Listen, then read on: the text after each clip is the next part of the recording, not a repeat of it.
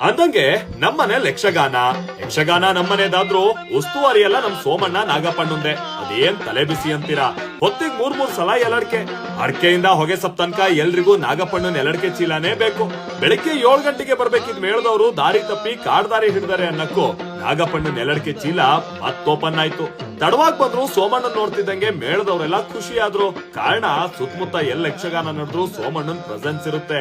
ಬಸ್ಸಲ್ಲಿದ್ದ items ಎಲ್ಲ ಕೆಳಗಿತ್ತು. ಮೇಳದವರು ಒಲೆ ಹುಡ್ತಾ ಇದ್ರೆ ಮಧ್ಯಾಹ್ನ ಪೂಜೆಗೆ ಬಂದವ್ರಿಗೆ ಊಟದ ವ್ಯವಸ್ಥೆನೂ ತಕ್ಕ ಮಟ್ಟಿಗೆ ಆಯ್ತು. ಮೇಳದ 60 ಮಂದಿಲಿ ಅರ್ಧ ಮಂದಿ ನೆಟ್ವರ್ಕ್ ಹುಡ್ಕೊಂಡು ಕಾಡ್ ಅಲಿತಾ ಇದ್ರು.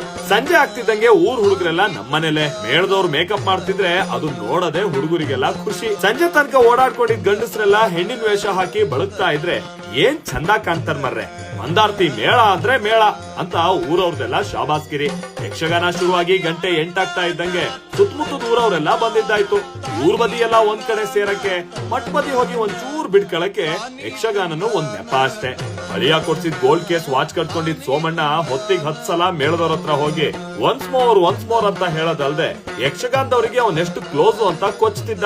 ಮಹಿಷನ್ ಆರ್ಭಟ ನೋಡಿ ನಿದ್ದೆ ಗುಂಗಲ್ಲಿದ್ ಮಂದಿ ಎಲ್ಲ ಬೆಚ್ಚ ಬಿದ್ರೆ ಎಷ್ಟು ಓಡಾಡ್ತೀಯ, ಸಾಕ್ ಕುತ್ಕ ಅಂತ ಕುಸ್ಮಕ್ಕ ಸೋಮಣ್ಣನ್ ತಲೆಗ್ ತಟ್ಟಿ ಸಮಾಧಾನ ಮಾಡಿಸ್ತಿದ್ಲು.